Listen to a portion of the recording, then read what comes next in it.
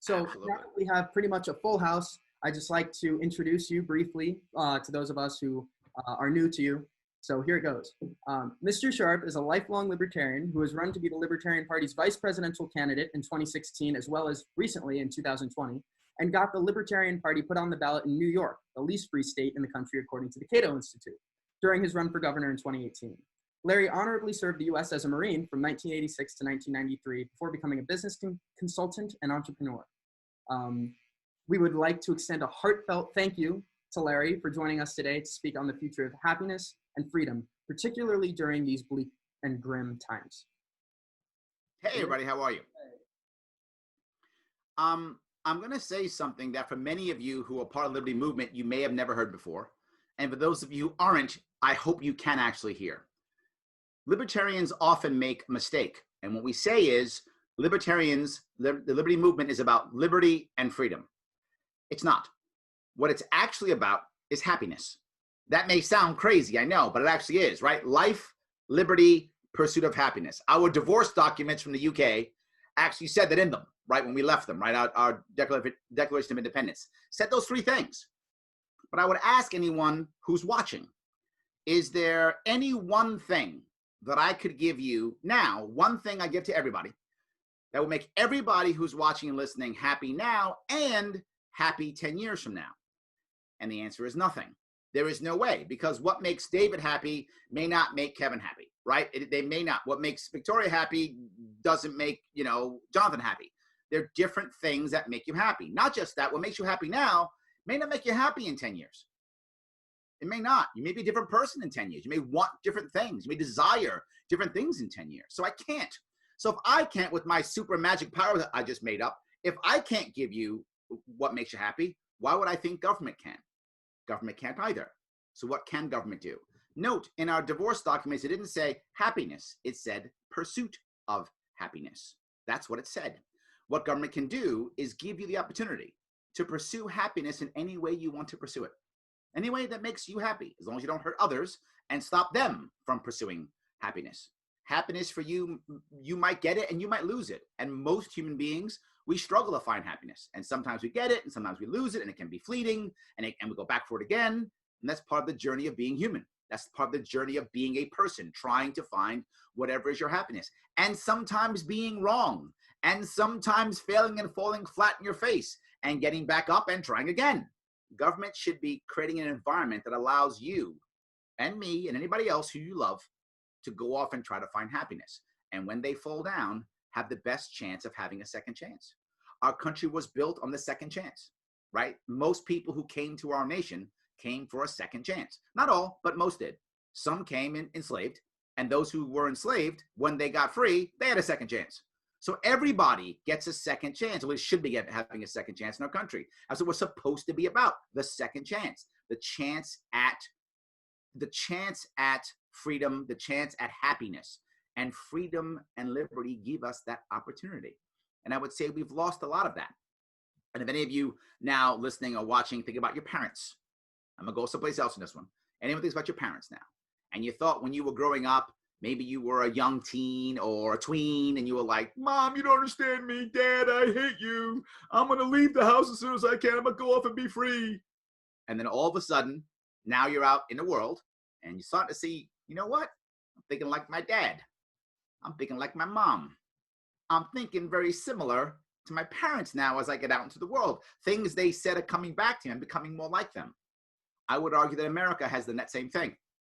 We left our dad, the UK, and we said, Dad, I'm leaving you. I'm going to be about life and liberty and pursuit of happiness. I don't need your king. I'm going to be on my own. I don't care about empire. I don't care about that. And we left because we're rebel teens. And then all of a sudden now, what are we doing? We're fighting in Afghanistan, just like our father. Fighting in the Middle East, just like our father. We have a massive navy, biggest navy in the world, just like our father. The sun never set in the British Empire. Doesn't set in our empire either, does it? Just like our father.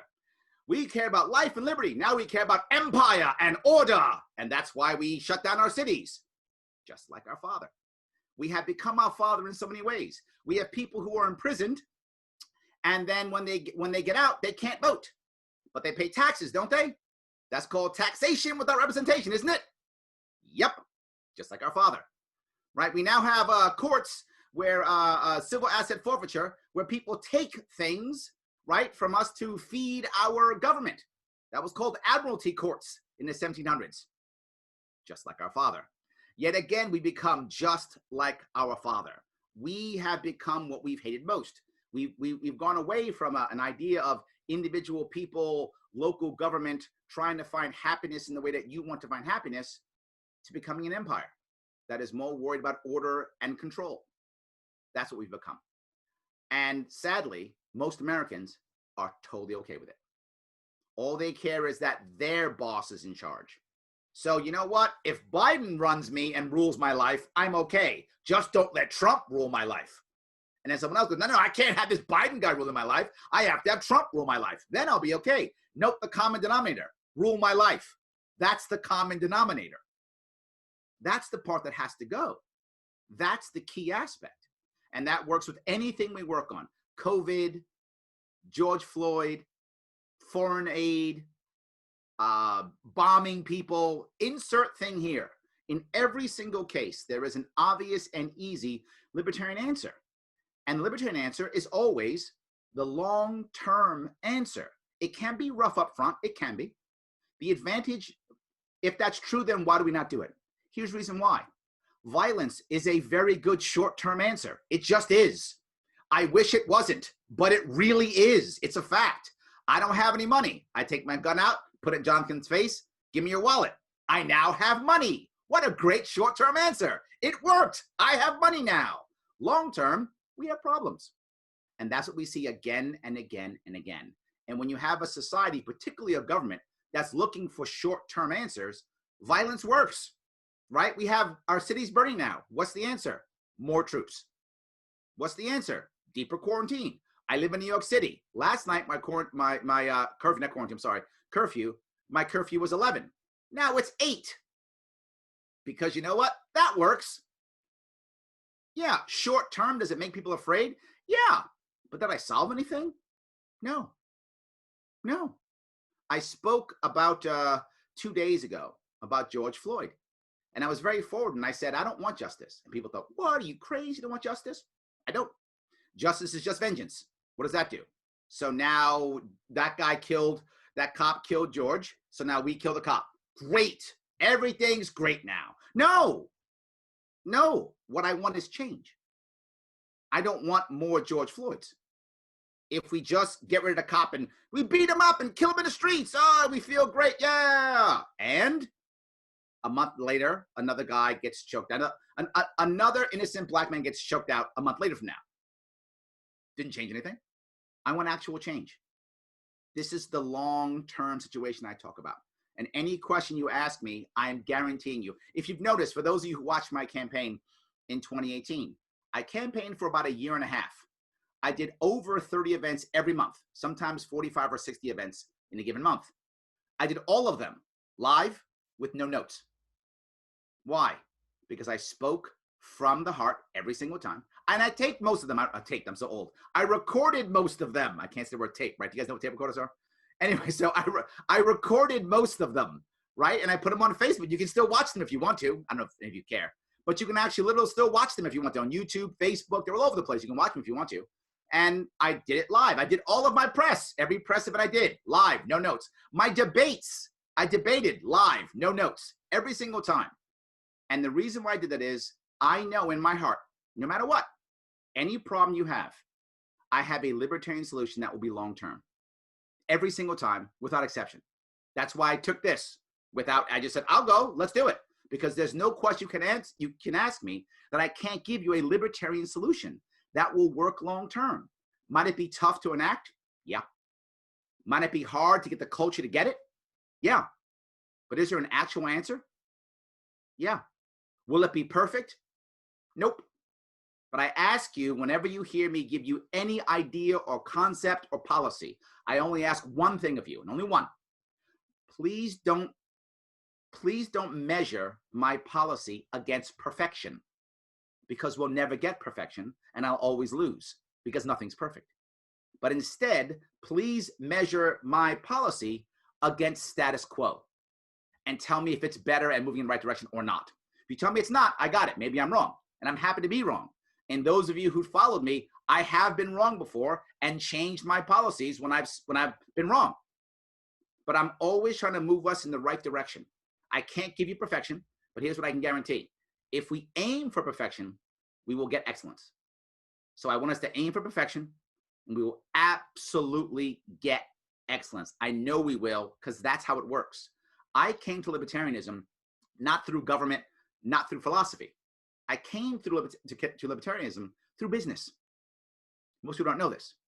I was already teaching what I call post-industrial leadership. Post-industrial leadership is leadership that you guys need to know about.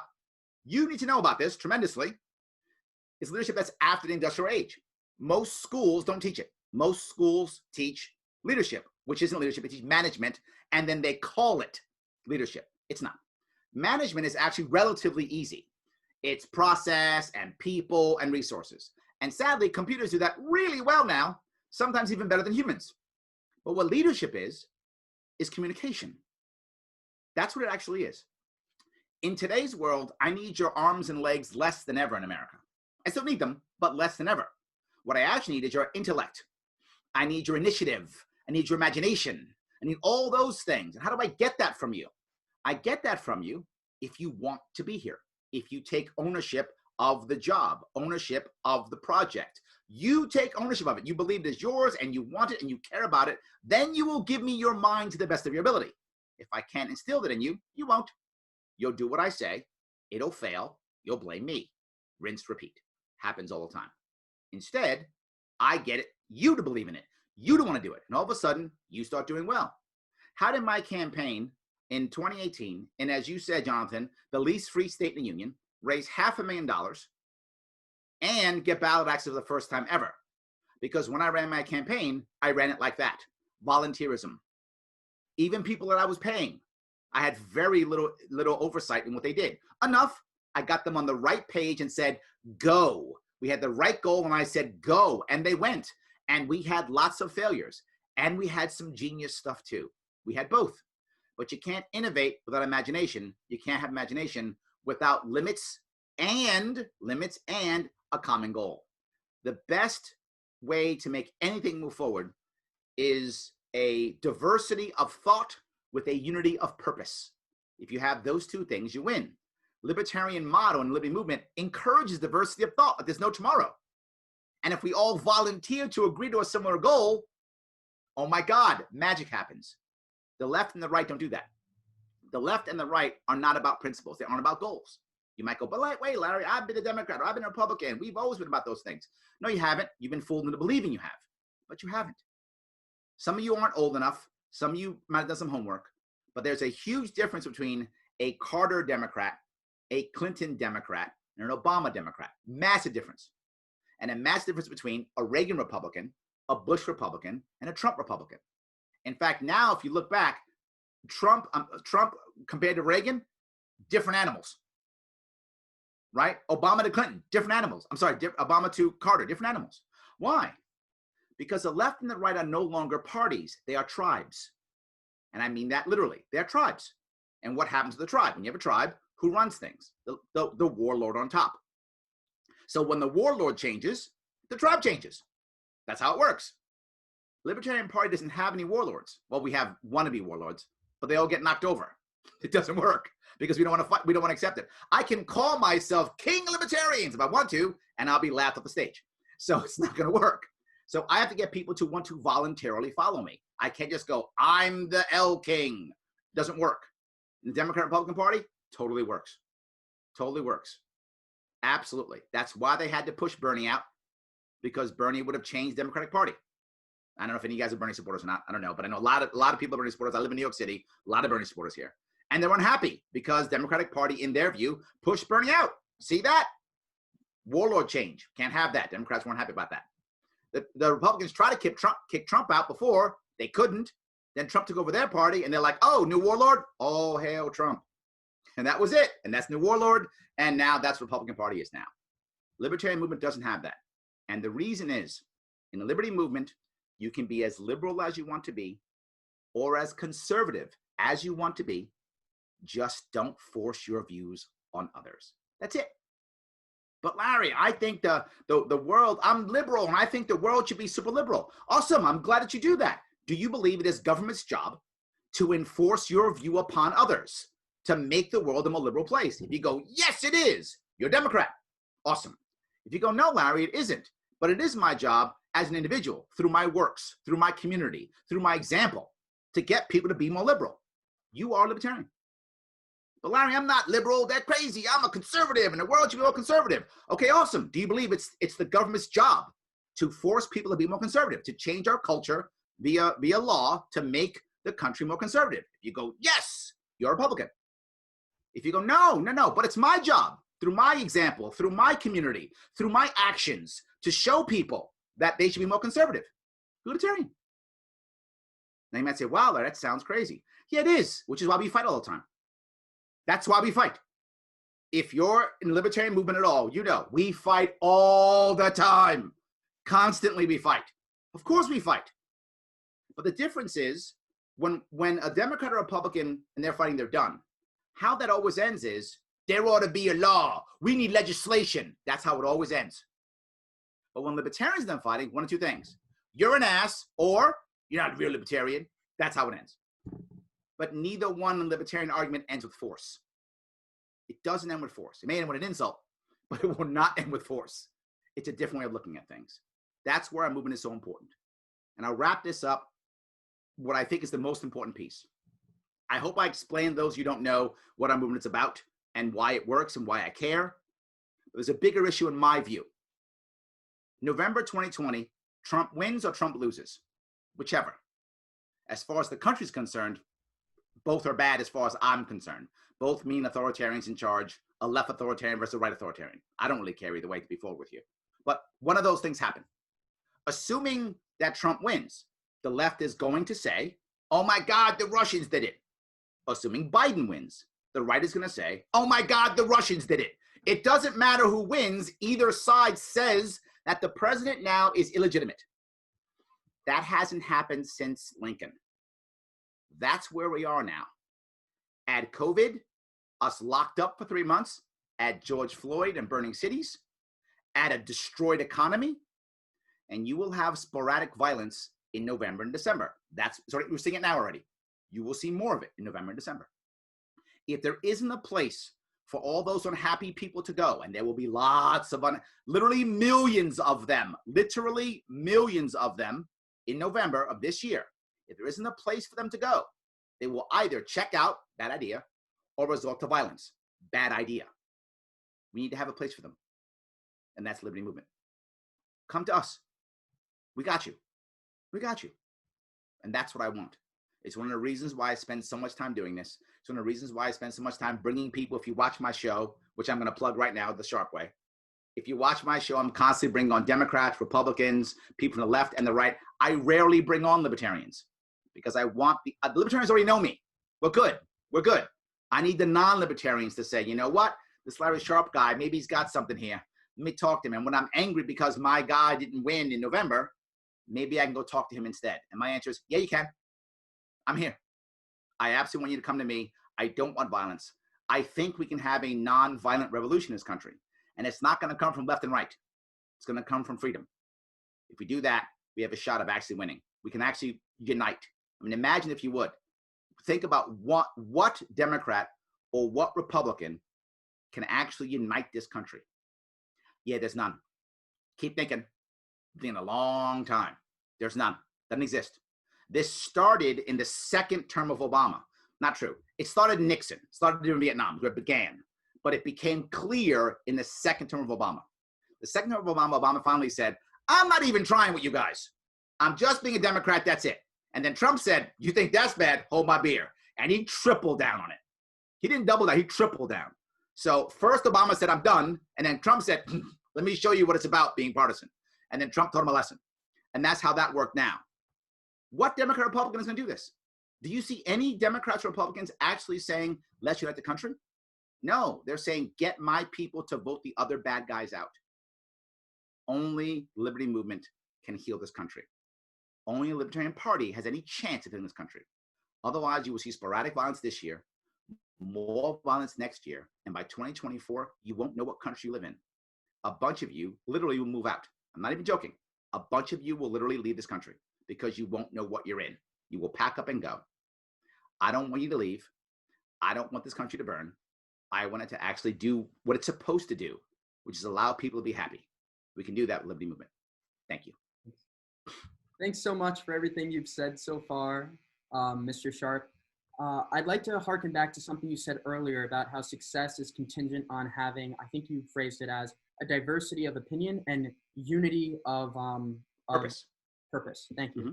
And I think that is represented in the small L libertarian thinkers. And I think a lot of people right now I know in the chat wouldn't call themselves libertarians. Mm-hmm. Maybe after this, they will associate more with the liberty movement, responsibility, pursuing your own version of what's right, your own ethic, your own happiness. But in the capital L Libertarian Party, if there is such a diversity of thought and a unity of purpose insofar as we want people to be responsible and pursuing their happiness, why haven't we, to use such a term, why haven't we been more successful with that message? How do we get back to our rebellious roots? As that nation said, screw you, Dad, to England and empire. Who said we have unity of purpose? I didn't say that. I said, so we need. No, the reason why the Libertarian Party doesn't do well is there's 2 or 3 different issues. I'll do an internal issue, an external issue, and then a side issue.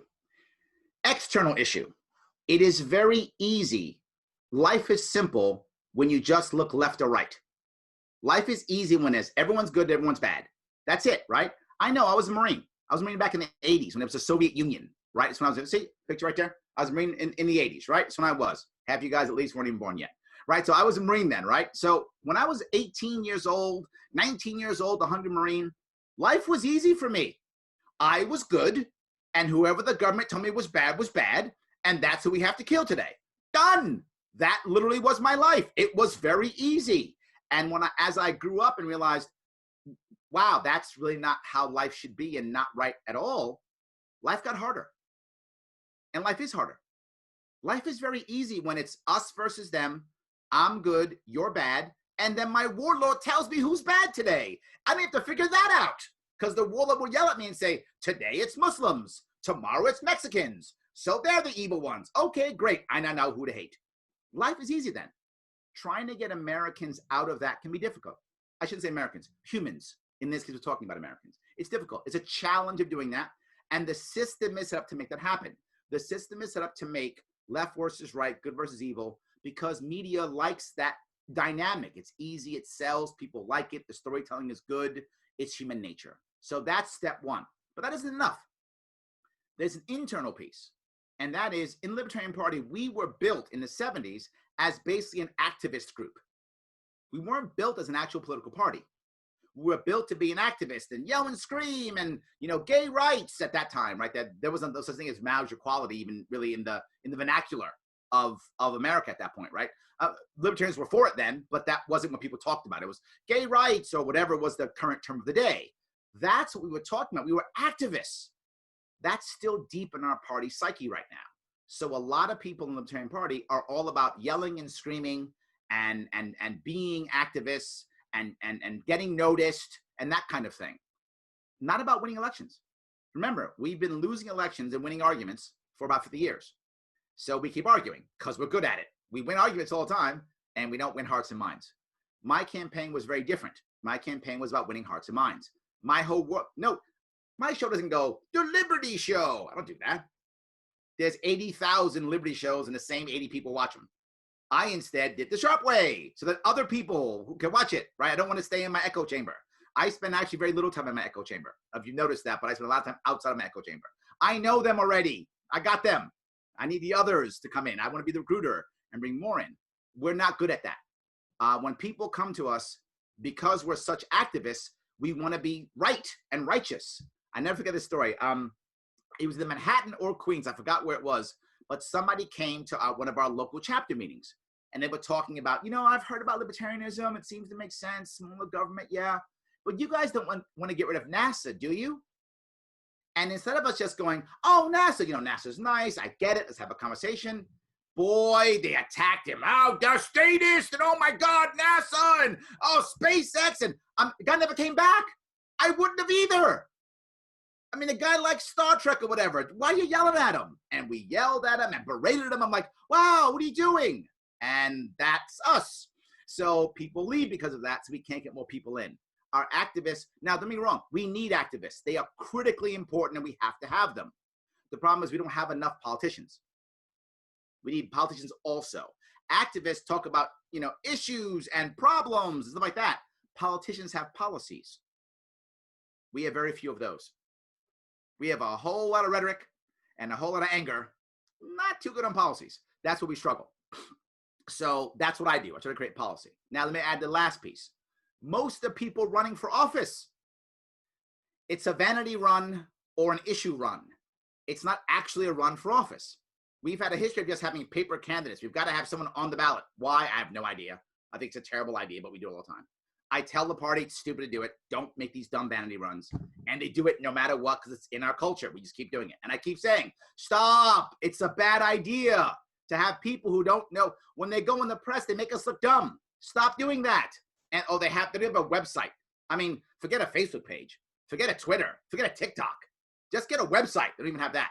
Right? I don't need to raise money because I've got ideas. Oh, I'm going to vomit. So many times I hear that stupidity. And I hear it again and again and again. And I'm always fighting against it. Stop it. And they never listen to me. And they just keep doing it because that's our culture. So when you have that, what you wind up having is you get volunteer burnout. You get donor burnout. You get activist burnout. So someone jumps on board of this guy, David's going to run and he's going to win this time. And they get on top and they start doing the sign waving. And then they get their ass kicked. And then David goes, Libertarian Party sucks. And he leaves. And then no one ever comes back. And I've lost David and I've lost the activists. Now when I run, they go, I don't trust Larry because when I went with David, David was an idiot. Sorry, David, I don't know if you're an idiot or not. I'm just saying. In this case, you were. So now all of a sudden, they don't want to come to me anymore. And I found that when I ran for governor of New York. A lot of the heavy hitter donors didn't believe that I could have any chance of impact. They didn't support me. Over half my money came from outside the state, and over half money came from non-libertarians. Because a lot of Libertarian Party wouldn't. David left, he got mad. So a lot of people actually didn't support me, and it was difficult. But after I got the impact, they were like, oh, Larry, we should have supported you. I was like, yeah, you should have. So that's why I don't run all the time. I've only actually run once, and that was for the governor of New York. The 2 times were internal. The VP was internal stuff. That's not really an actual run. That's just me doing some Facebook videos and talking to people. That's not a real run, right? My only run was for governor of New York, now over 2 years ago. And so people always go, Larry, run for this next, run for this next. No. I'm only going to run when I can make impact. I'm only going to run for something that makes sense. I'm not going to run to win. Was it a vanity run? I don't need more vanity. I have a show with my name on it. I'm good. I'm done with the vanity part. I now want to make actual impact. So the next time I run, it'll probably be for governor again in 2022. And because when I run, I don't do anything else. I literally stopped working. When I ran for a year and a half, I did not have a salary for a year and a half. I just ran. That's all you can do if you run for a statewide office. I just ran. And running like that takes a lot out of you. So if I run again, I'll do the same thing all over again. And I'll ask people for money and time and energy. So to the third piece of why we don't do well, vanity runs, donor burnout, volunteer burnout, and everyone doesn't want the same thing. We don't have unity of purpose. But that's what good politicians do. Good politicians create a unity of purpose, which is what I did in New York State. Why so many people got behind me. It was, let's get ballot access for New York State. That was a unity of purpose. And when you have that, we all rock and roll. Too many politicians don't do that. They instead say, I'm going to abolish this or destroy that. That's your unity of purpose. Not so great. They don't even talk about winning. I'm going to yell at people. That's, nice, but you can do it on Facebook. I don't need you to do it. You don't have to run for office to yell at people. You can just go online and go on Twitter and yell at people. It still works. So anyway, I hope that answers your question at least.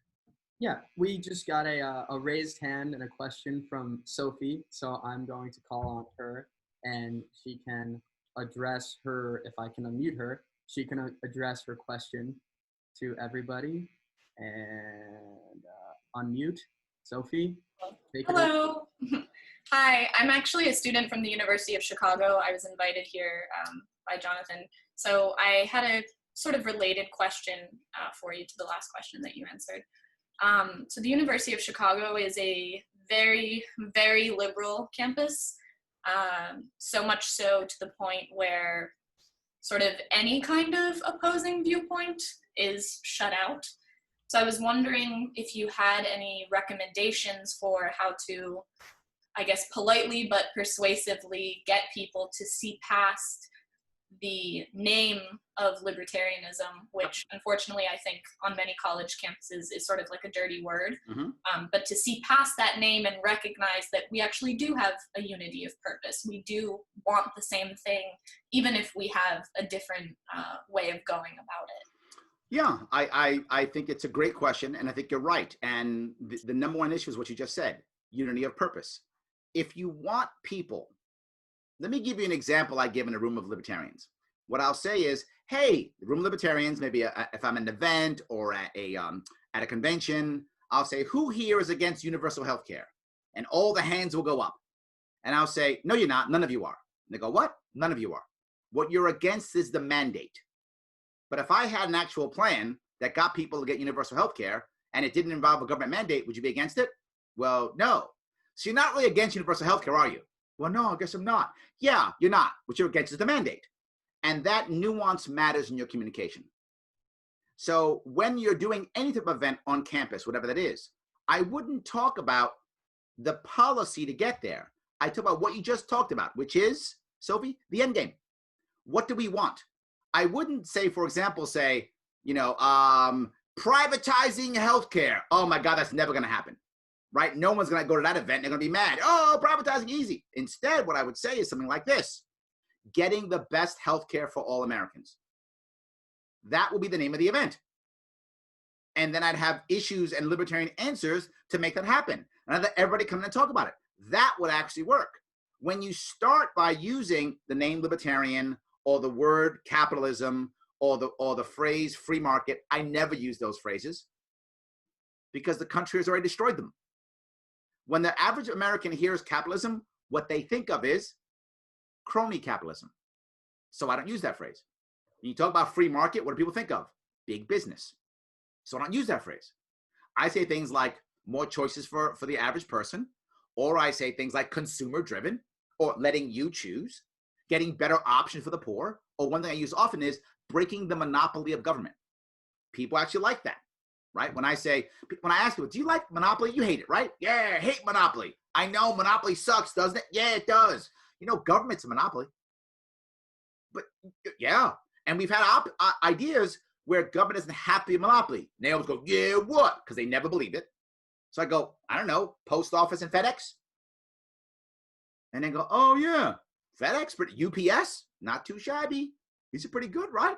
So now you got three choices. You can go to post office, FedEx, and now you get Amazon delivering. Look at that, 4 choices. And then people always get afraid. But then the post office goes away. I said, no, do you know who the biggest customer of the post office is? And they go, who? I say, FedEx. FedEx is keeping the post office in business. People don't know that. Well, because FedEx is not going to go to, Barrow, Alaska ever. But the post office has to. Right? So FedEx now pays the post office to deliver packages to Barrow, Alaska. Right? So that's how that works. So that actually works. And in fact, if you get a post office delivery on Sunday, that's at the post office.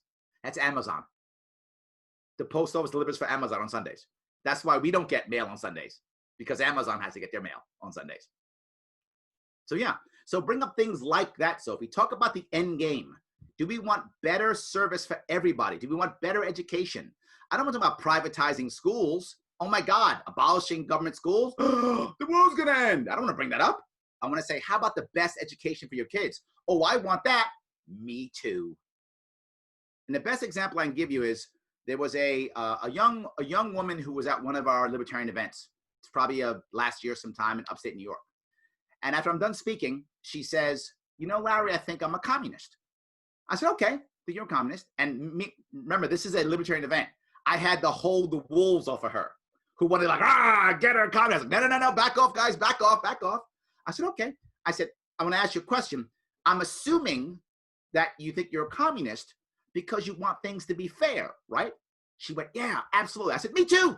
I want things to be fair too. She goes, oh, yeah. I said, in fairness, what do you mean? She goes, well, people should be able to live and have things they want. I said, I agree with you. That's amazing. We're on the same page. I said, when you say have things, I said, do you mean like an example, like a 1-bedroom apartment like that? She said, yes, that'd be amazing. Right? I can have a 1-bedroom apartment. I said, great. I love that too. I said, I have a question. Let's say there's 2 of us who have a 1-bedroom apartment and that guy has 4 kids, but I have none. What happens then? She goes, oh, well, you should probably get something else, or maybe he should. I said, yeah, what if he doesn't want to? What if I don't want to? What happens then? She goes, oh. I said, you know what usually happens when you're socialism or communism? What usually happens? She said, what? I said, men with guns come and decide. That's how that usually works almost every time. In fact, I can't think of any time that hasn't worked that way. Eventually, men with either a badge or uniforms and guns show up and they decide who gets what. And if you don't want that, yeah, you're going to go to jail or be killed. That's how it usually works. I said, socialism absolutely can work if you're okay with constant government-sponsored violence. If you're okay with that, are you okay? She said, no, I'm not. I said, me either. I don't like consistent, constant government-sponsored violence either. So we're really on the same page, aren't we? She's like, yeah. She said, maybe I'm not a communist. And I said, I'm glad to hear that. I was done. That to me is a win. Does that mean she's going to vote for me? No. Does that mean she's a libertarian now? No. But at least she doesn't think I'm crazy. At least she's open to the idea and she can shift. I'm okay if we get more liberty-leaning Democrats, Republicans. Clearly, I want a Libertarian Party to be vibrant and strong. But if I can't get that now, but instead I can get liberty-leaning Democrats, Republicans, I'm in. I'm in. I was happy when Amash came to our party. I wish Tulsi Gabbard came to our party. I wish they'd all come. They're liberty-leaning Democrats, Republicans. If they can come, come. But even if they want to stay, Thomas Massey doesn't come. Tulsi Gabbard didn't come. But stay liberty-leaning. The problem is our party goes, well, Tulsi Gabbard isn't libertarian. That's why she's a Democrat. Why are you mad at her? You're mad at her for being a Democrat? She's a Democrat. But she's a liberty-leaning Democrat. Reward the good behavior. Maybe she'll come to us. Right? Massey hasn't come to us. He's a Republican is why. Well, what do you expect? He's a Republican. Of course he is. Well, reward his good behavior, and he might come to us. So I went long, Sophie. I'm sorry I have a habit of doing that, but I hope I at least answered your question. Thanks so much, Mr. Sharpe. Oh, she has more to say. Oh, sorry. Yes, Sophie, please go for it. Thank you.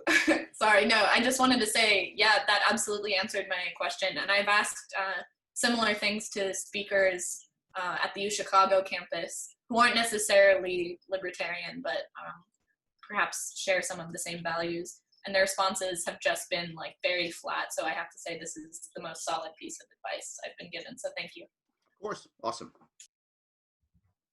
Awesome. Next They're up. not as cool as I am. Exactly. We have the coolest speakers, which makes Dartmouth better than UChicago. Had to throw that out there. Sorry about that. Kevin Larkin has a question to pose from one of our guests. Yes, I was just wondering, what exactly do you envision to be the precise united purpose of libertarianism that you mentioned before? Yeah. In theory, it's having a free world in our lifetime, to set everybody free in our lifetime. That's in theory what it is. In reality, we don't have one, right? What I would like us to have is an individual who would help move us towards that era. We had that many years ago in Harry Brown, right? Harry Brown did very good in uniting many libertarians and moving forward, and we got some of our biggest vote totals. Gary Johnson wasn't bad. He got us a lot of vote totals. He wasn't bad. Compared to Harry Johnson, I think Harry Brown was a much better speaker than Gary Johnson, and I love Gary Johnson. I never diss Gary Johnson. He brought me into the party. Without him, I'm not a libertarian. So I love Gary Johnson. I think Gary Johnson would also agree. Harry Brown was a great speaker and really was able to move things forward. I would hope that we would go step by step. And my goal always, Kevin, is to break, if you notice any of my policies, they're almost always the same. They're very similar. They're break the monopoly of government. That, I think, is the #1 purpose of all Libertarian Party, what it should be. Break the monopoly of government. Because once we do that, and I'm going to go long again because I do this, I'm sorry. When I was in the Marine Corps, I spent some time in intelligence, some time in counterintelligence at that time when I was in the Marines. And I never forget, there was at one point we were talking about an Army officer who was captured in the Korean War. Now, this was in the late 80s, early 90s when they were talking about this. His interview was in the 80s, so he was 30 years out, give or take, when he got interviewed on this. And they asked him about his time when he was captured, and he told a story about when he was captured. There were Chinese interrogators. Those of you may not know, the Chinese entered the war on the side of North Koreans, and I think 51, 52, I forgot what year it was. They entered the war on the side of the Chinese. So they were on the side of North Koreans. So there were Chinese troops and Chinese intelligence officers as part of the North Korean army. So when they captured this army officer, one of the Chinese interrogators was interrogating him and telling him how awesome communism is and all this good stuff. And this army officer was exactly the stereotype of a wealthy West Point army officer that you would think of. Came from New England, wealthy family, graduated West Point. He was all those things you would imagine. So he says to the interrogator, he says, "What are you talking about? When this war is over, I go back home to New England, to my cool house, to my big rich family, to my beautiful wife, all this cool stuff. I go back to all this cool stuff. Why in the world do I think communism is the right answer?" And what the interrogator told him was, "Oh, you're never going to think that communism is the right answer, ever. I just want you to think that your way isn't perfect, and then you'll leave Korea." That was his entire goal. Just to break the facade of perfection. To make the person go, huh. Once you go, huh, you don't defend it so much. You leave. Once black and white isn't so black and white anymore, your fervor for defense all of a sudden goes down. And that was their goal. Our goal has to be, as Libertarian Party, to break that facade of government is perfect and or the only answer. It is not the only answer, and it is not perfect. If we break that facade, and how we do that is not by saying, we got to get government out of our lives. Americans love government. We love government. So there's no way in the world it's going to happen. It's a fantasy. I don't know why Libertarians keep saying that. It's a fantasy. I live in New York City. We clap as we're in our prison cells. Literally 7 o'clock, we come out and go, "Thank you for imprisoning us." We literally do that. We love government. We eat it up. So that's a fantasy. So what I do instead is say, break the monopoly of government. Let government stay. That is the safety net that most people want. So let government exist. Just let's have another option available that other people can choose. If you break the monopoly of government, one of two things happens. One, government gets better, or two, it goes away. Both are a win. But in every case, here's the most important piece, particularly for the left. The poor get serviced better. The poor get serviced better. Bernie Sanders is talking about the post office being part of a banking institution for the poor. What a wonderful idea. How can they do that? Because FedEx and UPS exist. That's how the post office can do that.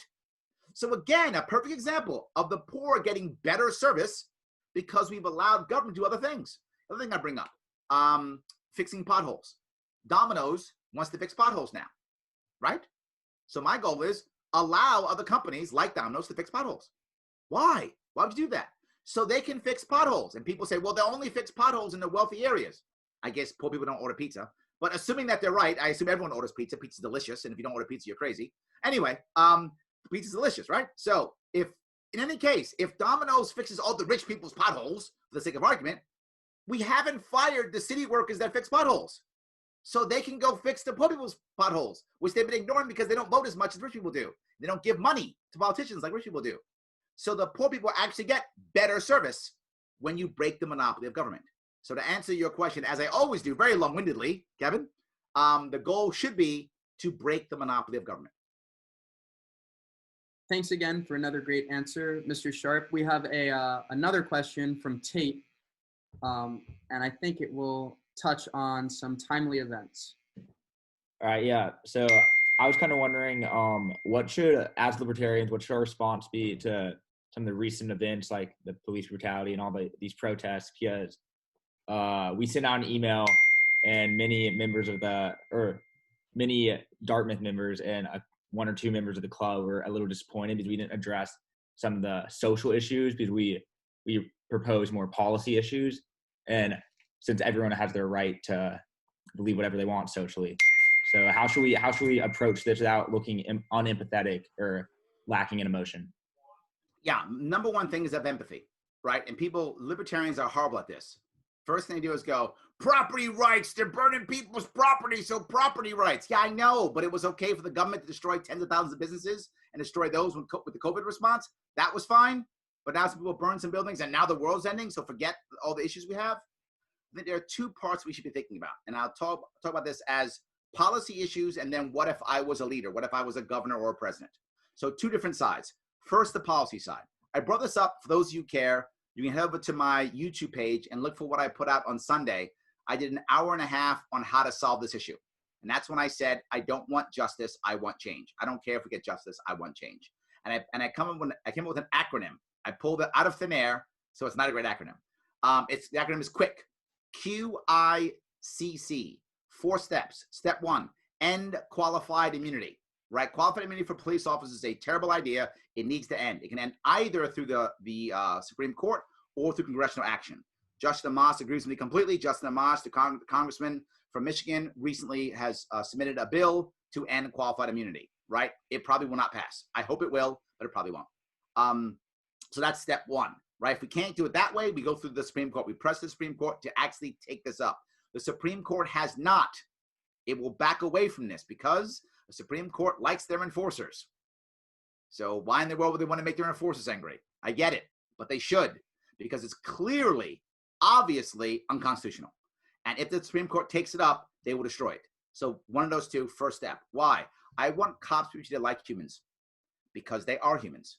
So you treat them just like people. Cops aren't bad. Cops aren't good. Cops are humans.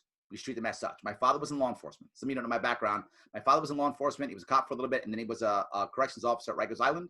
And my mother was a victim of the drug war. My mother was an addict and a convicted felon. So I've seen both sides of this. So that's the first step. Second step, we have to get cops to carry their own liability insurance, like any other professional. Doctors do it, lawyers do it. You carry your own insurance. Now, why would you want a cop to carry their own insurance? Because here's how it works. For those who don't know this, I'm sorry I keep pumping my own shows, but last week I had a show with Sergeant Dorsey on it. If you want to look for that one, she talks about how cops get away with stuff and how they get the gift of resignation. So they don't get fired, so they can get a job someplace else in the police force. And that's how they shift cops around, just like the Catholic churches do for bad priests. Police forces do it with bad cops, right? So instead, now they carry their own insurance.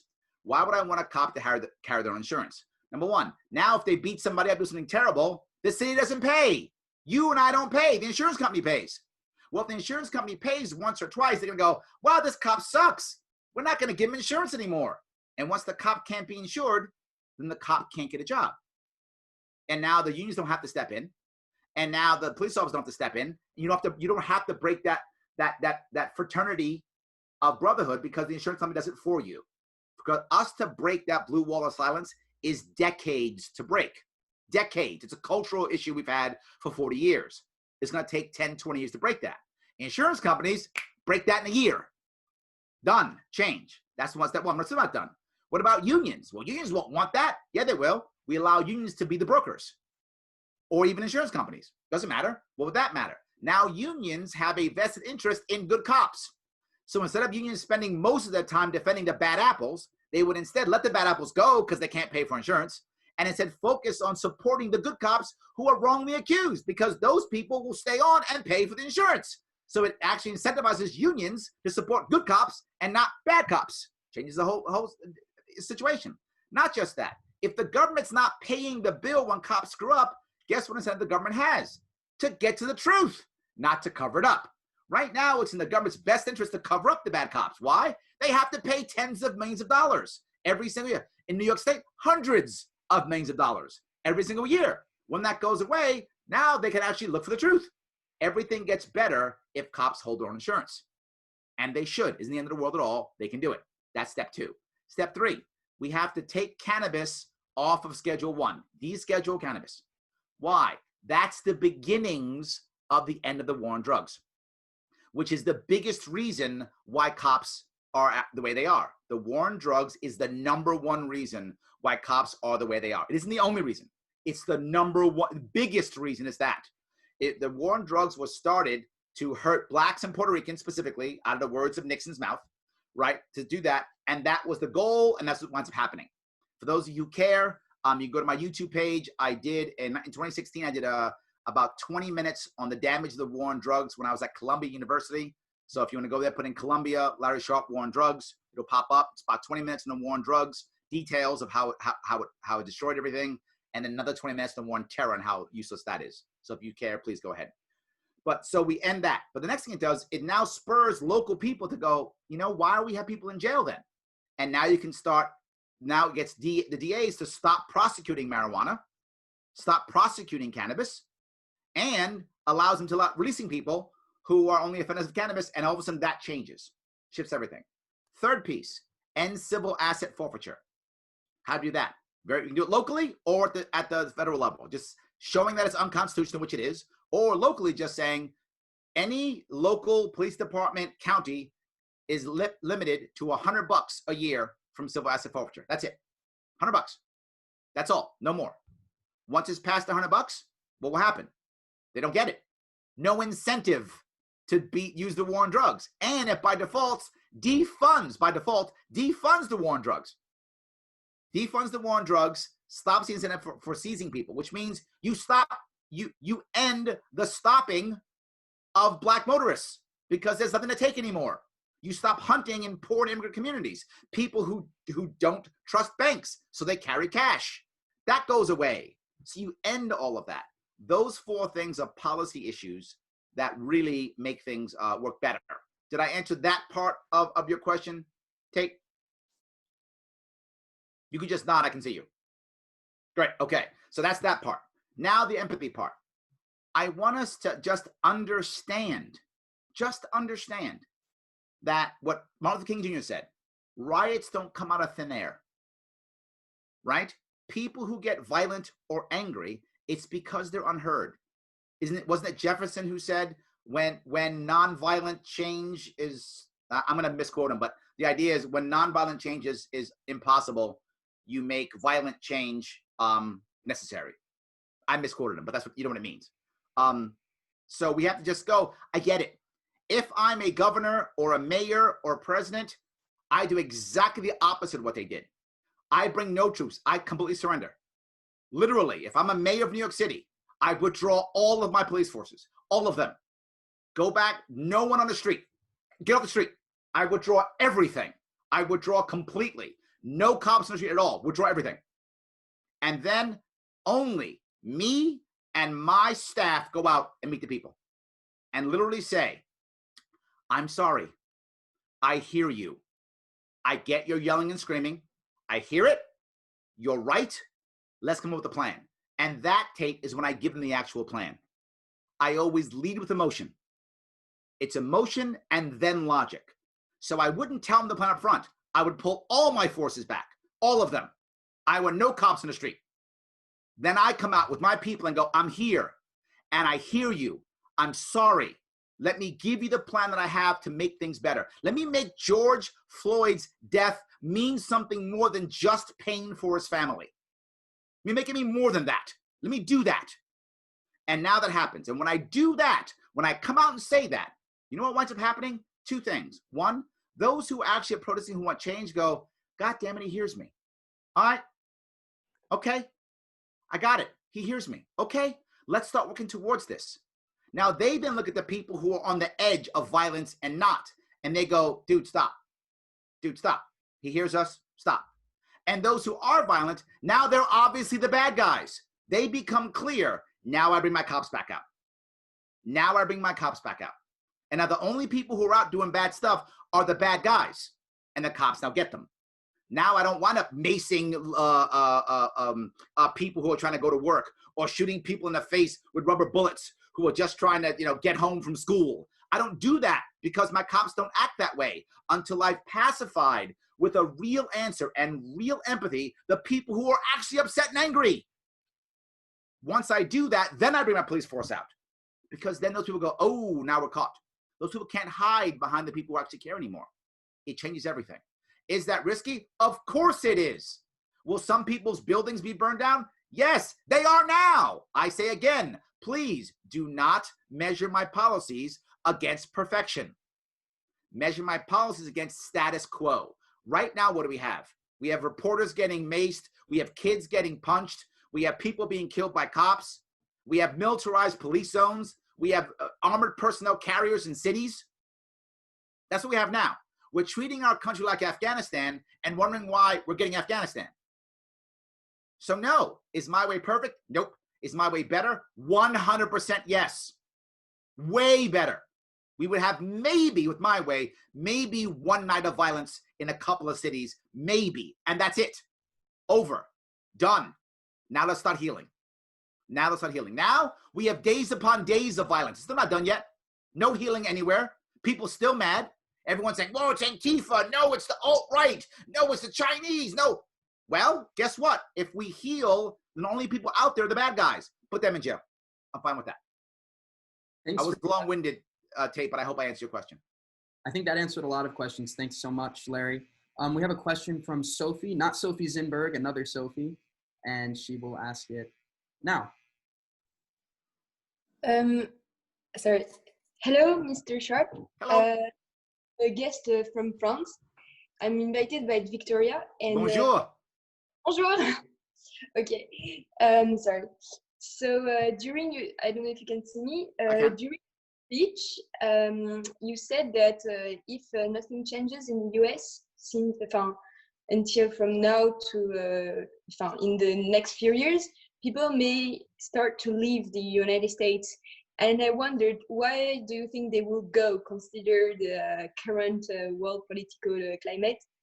And if there is a nation system that inspires you, or there hasn't been one yet that meets your standards? I'm sorry for the words that they use. That's my question. Yeah, no worries. I think the people who will leave will be the youth, not the older people. The old people stay. They're stuck in their ways. They'll stay. They'll sit back and try to fight. Most of the older people, what they'll do is they'll fall into their more conservative roots, and they'll root on their side. And whatever their side is, left or right, they'll just stay. The youth will leave. And as a general rule, the youth will go to any country, and it's going to sound horrible, but we are Americans, any country that has an English background, which means the general rule, any Germanic countries, because many people in Germanic countries, Scandinavian countries speak English, UK, Australia, New Zealand, they'll go to countries like that, Canada. So they'll go to Canada, they'll go to Sweden, they'll go to Finland. Finland, not as much, but a lot of people in Finland speak English. Norway, Denmark, Germany, Austria, a lot of people speak English there. UK, obviously, Scotland, Ireland.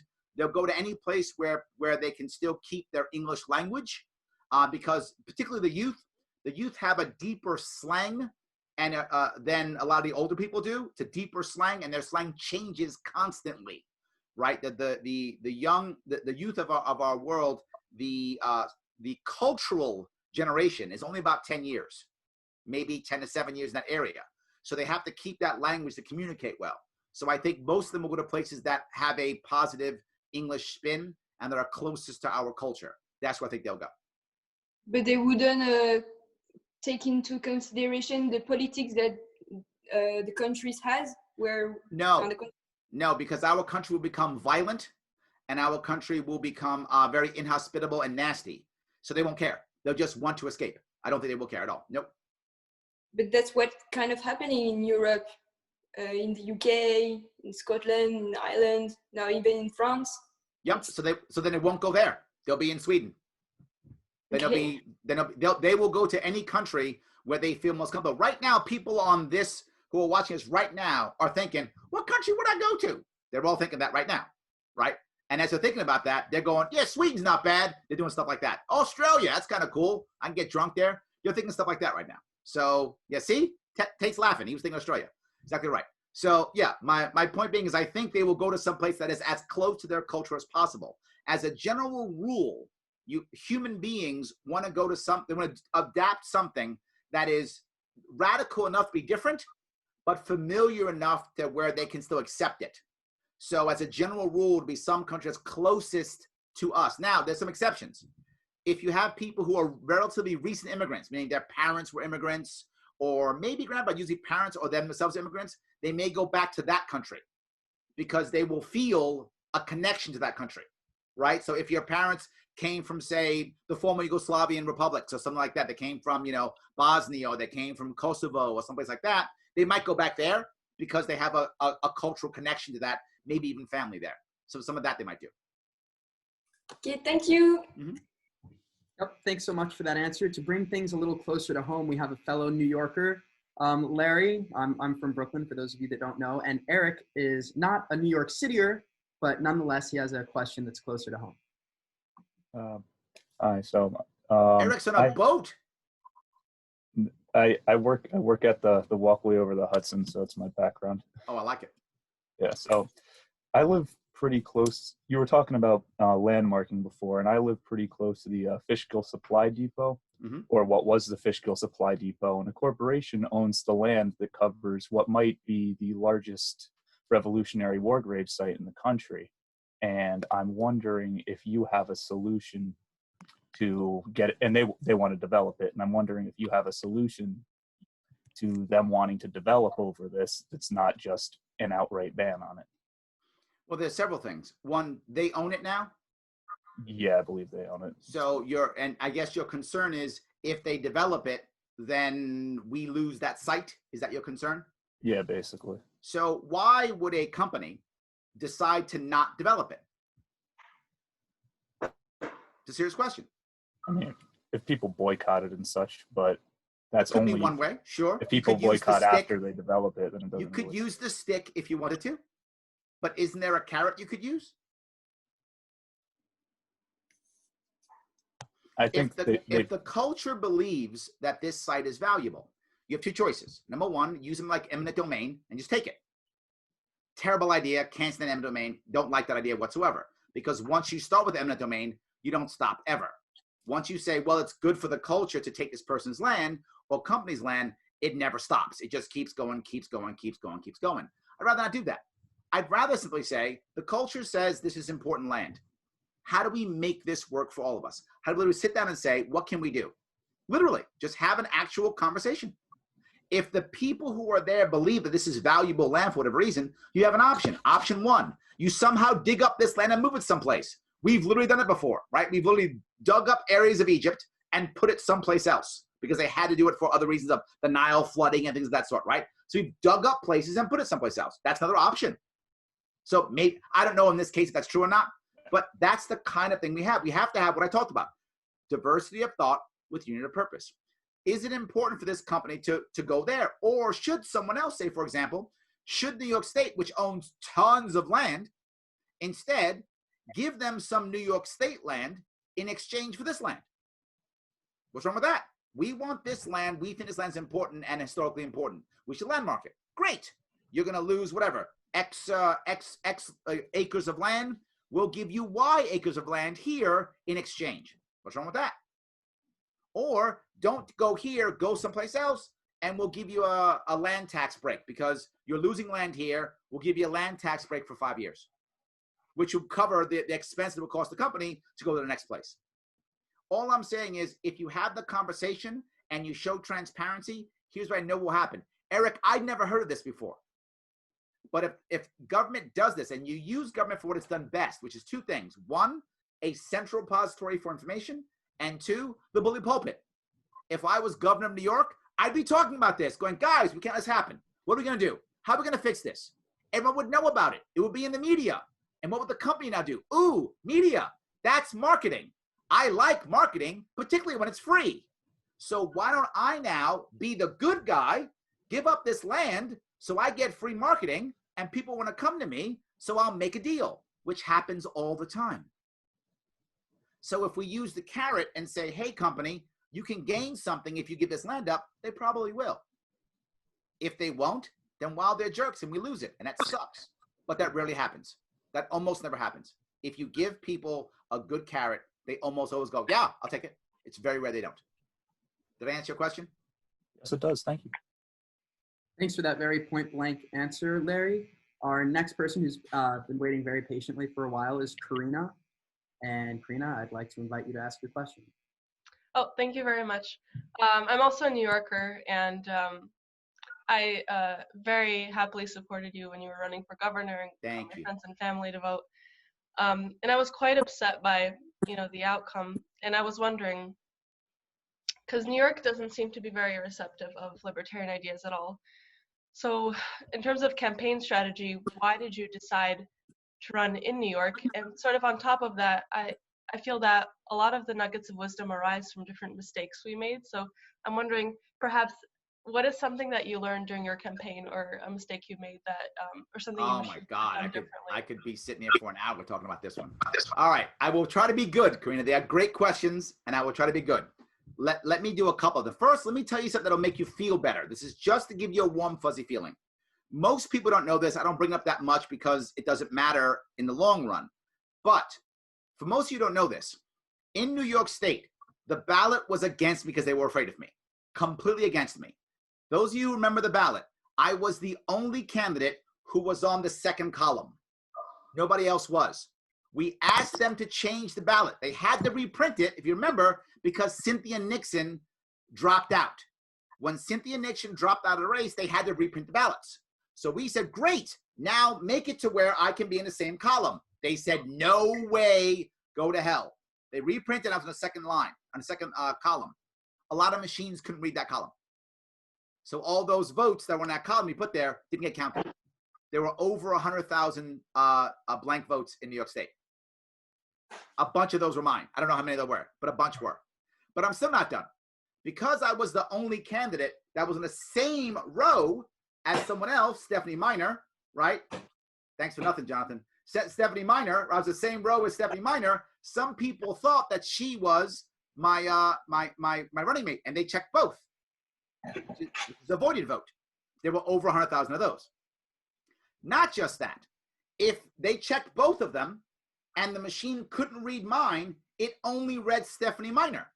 She got those votes. That's how Sam became a party, because of my votes. There's no way Sam was going to be a party in New York State. It's because of my votes. So about half of her votes were probably my votes too. So why don't I say anything? Because maybe you could add at best 200,000 more votes, maybe. I lost by 2 million. So it's not like I should go to court. I lost anyway. This was a story I tell you is only so you can personally feel a bit better about what we did. We made a whole lot more impact than people think. We really got about 200,000 votes, maybe a little bit more than we actually got.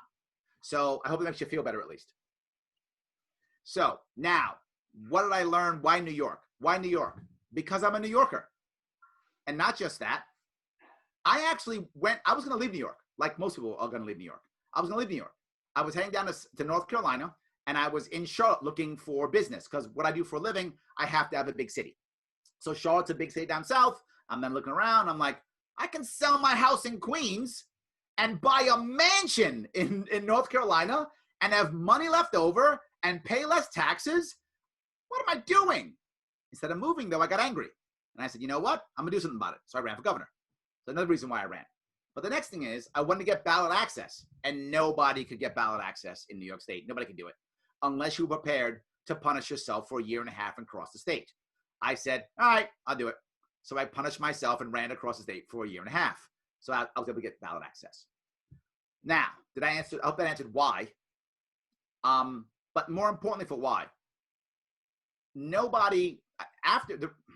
I tried to run for vice president in 2016 because I knew that after the election, everybody would go away. And I wanted someone to be standing there to hold the flag after the election was over. And there was no one. Weld went away, Johnson went away, as I knew they would. And this year the same thing will happen. They'll all go away because they always go away. From 2016, there are 2 people left, me and Darryl Perry. Everyone else is gone. They come, as I said earlier, and then they leave. They lose and leave. They'll leave too. So I said, I've got to hold the banner.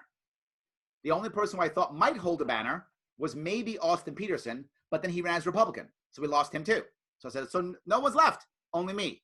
Another reason why I ran in New York State, to hold the banner, to bring the people together again for one purpose, cross the country, build the people up, do that. That was an important aspect of what I did. Build a policy library, which I still have. A lot of my team is on other campaigns now, right? So we built all this stuff up. In addition, I wanted to make sure that I would show people how to run a real campaign. That doesn't happen in the Libertarian Party. We run terrible, broken, sad campaigns. I ran a real campaign. And I showed people how to do it. So they learned. It could be done. Oh my God, you could raise 6 figures. You could cross the state. You could do press. It could all work. So I wanted to show them that too. And then I want to show them the most important piece. Once you run and lose, you can learn from it, as you said perfectly, Karina, and keep going. The next year, I cross-state again, and I supported candidates. And those of you in New York know, we had 103 victories in 2019 from 0. We had 0 libertarians in New York State for 40 years, and then overnight, well, a year, we had 103.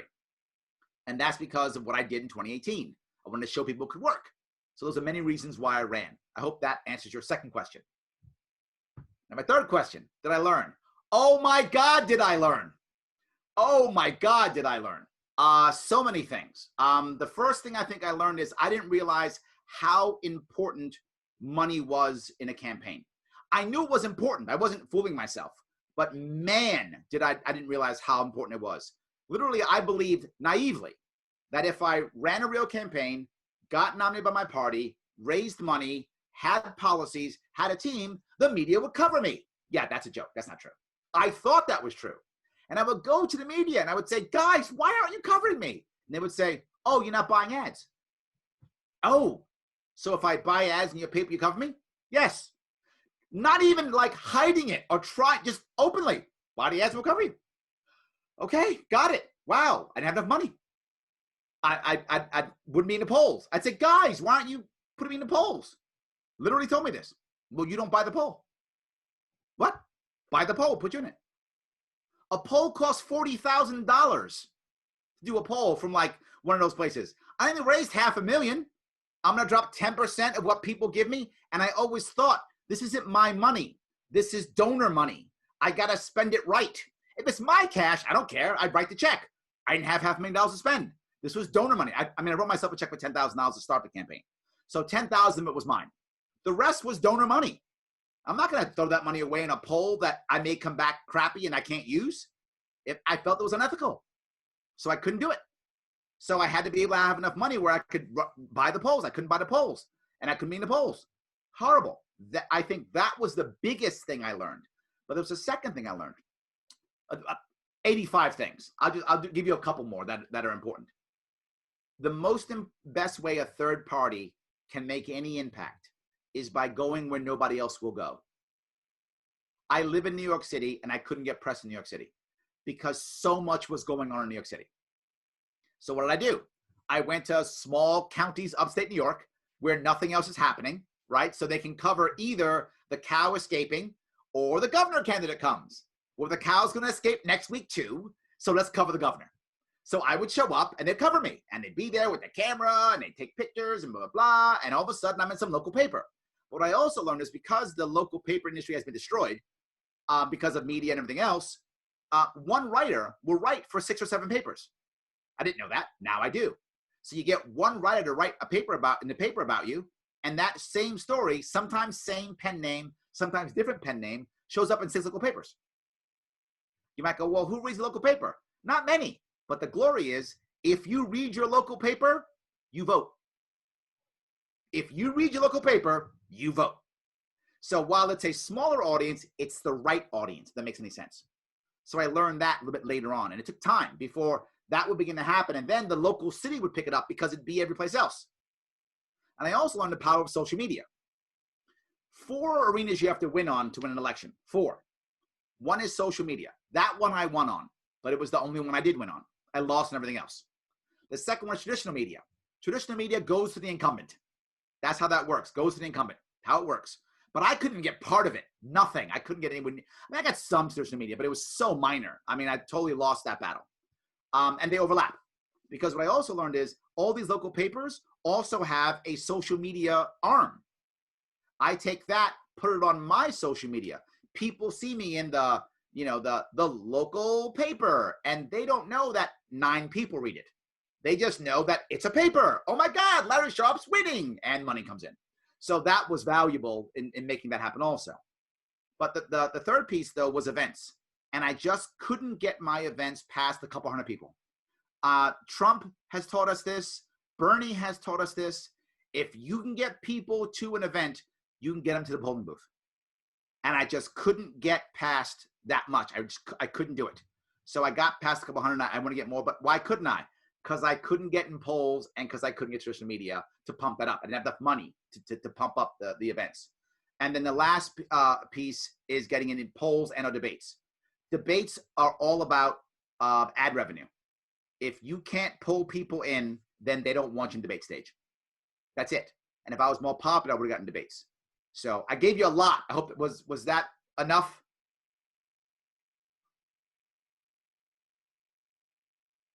One second, she's unmuting. Yeah. Super helpful. Very, very insightful. Thank you very much. Of course. Thanks for all the wonderful questions. I actually have one myself. Larry, I was wondering, since you just described a lot behind, how it's so hard for us to get elected and how there are some liberty-leaning Republicans and Democrats, and actually the Dartmouth Libertarians had a bunch of liberty Republicans who are clandestinely really libertarians and actually pretty extreme libertarians come to our campus. That's kind of the best we can do, and it isn't really enacting a lot of substantive change on the national level. The Patriot Act always gets reapproved. We're not gaining any ground on virtually anything, and potentially after coronavirus and the legitimate protests that are going on, but sadly there are some fringe elements taking advantage of them, and regardless, allowing the state to expand and legitimize itself to defend property and whatnot. How do we go about implementing our ideas? There's a lot of people agitating for direct action, for example, to end police brutality and racial injustices. As libertarians, generally we believe in the non-aggression principle, so direct action isn't really something we believe in, I think, usually, but also voting and getting elected also isn't going our way. So how can we actually accomplish change? Two things. One, cool policy. Two, patience. Those two things. I know it sounds crazy, but to this day still, right? And remember our policies. If you just want to abolish and get rid of and direct action, people don't hear that. I brought up earlier and I'll bring it up again. You want to have a policy that's radical enough for someone to go, different, but familiar enough for someone to accept. One of my most popular ones was regulate cannabis like onions, right? Regulate because, regulate, we like that. Like onions. Oh, onions, are they regulated? Yeah, maybe not, and okay. So what I basically just said is legalize cannabis. But if I say legalize cannabis, what? Then all the druggies will kill us. That's what comes up. I didn't say that. I said regulate it like onions. And all of a sudden they'll go, oh. And to this day still, I get recognized in the streets of New York, and someone will yell, hey, Larry Sharpe, so you and Joe Rogan, regulate like onions. I'll still get that today, right? So it's stuff like that, right? Policies that make sense, that land. That's what we need to do, more and more of that. I want to do more of that. I tried, right? But many of them didn't work. One of them did, though. I went from K through 12 to my K through 10 plan. And people talk about, oh, K through 10, that sounds great. They remember that. It's a policy that lands. They get it. That's what we need. More of that, because what winds up happening is people start copying. The one I did this weekend, and I just told you about, the quick, QICC. I'm seeing it all over the internet now. It's the quick plan, QICC. That's what we need, more of that, and then patience. Because the concept of regulate like onions is a good concept. Are people ready for it now? Maybe, maybe not. But when all of a sudden people say, when are we going to do something about cannabis really in this damn state? We're going to do it. What about that regulate like onions thing? That's what's going to happen, right? When we're ready to make the step, that comes in. It is radical enough to be different, but familiar enough to enact. Now, what I always get from libertarians all the time, why even like onions? Why should the government regulate even onions? And what I tell the libertarians is, shut up! We're going in the right direction. Stop ruining this. Give me the onions. Then we'll go further. What are you doing? That's what I tell them. But that's what I get. I just want to turn us in the right direction. If I do that, the rest will come. Now, if that person wants to talk to me personally about how horrible the government is with even regulating onions, I am happy to have that conversation. Just don't derail something that's already going in the right direction. That's what I mean. That was a hilarious and very convincing answer, and yes. Optimistic. So I think that gets us back actually to our advertising for this talk and what we were describing it as, which is the future of happiness and freedom. And so I think now we know that apparently the future is about onions. It is. Initially, it's all about onions. Then we'll move on from the onions. Onions are sweet and they make you cry. How can you beat that? How can you beat that? You can't. Amazing. I'm sure I speak on behalf of all of us when we thank you very much for coming to speak to us today. This was very educational, inspirational, and a lot of fun. Very funny. I'd also like to quickly thank Victoria Chow for setting up and coordinating a lot of this and raising awareness about it. So I'd just like to special shout out for her efforts. Thank you so much, Mr. Sharpe. And everyone, have a great rest of your days. Stay safe, happy, and maybe cry near some onions. And remember, regulate like onions.